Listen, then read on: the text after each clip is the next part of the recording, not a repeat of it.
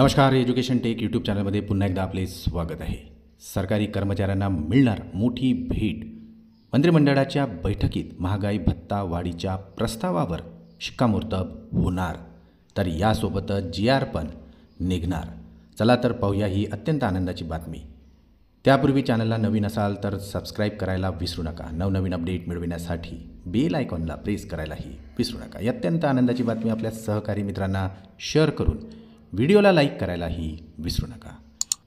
सरकारी कर्मचारी आणि पेन्शनधारकांना होळीच्या आधीच मोठी भेट मिळणार आहे. जर तुम्हीही सरकारी कर्मचारी म्हणून शासकीय सेवेत कार्यरत असाल तर तुमच्यासाठी ही आजची बातमी आनंदाची असणार आहे.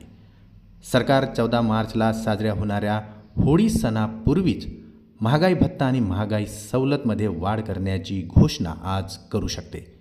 मिळालेल्या मीडिया रिपोर्टनुसार बुधवारी अर्थातच 12 मार्च रोजी होणाऱ्या मंत्रिमंडळाच्या बैठकीत महागाई भत्ता वाढीबाबतची अधिकृत घोषणा केली जाऊ शकते. महागाई भत्ता वाढीचा निर्णय झाल्यानंतर DA वाढीच्या प्रस्तावावर शिक्कामोर्तब झाल्यानंतर देशभरातील जवळपास 1.2 कोटी कर्मचारी आणि पेन्शनधारकांना या निर्णयाचा मोठा फायदा होणार आहे.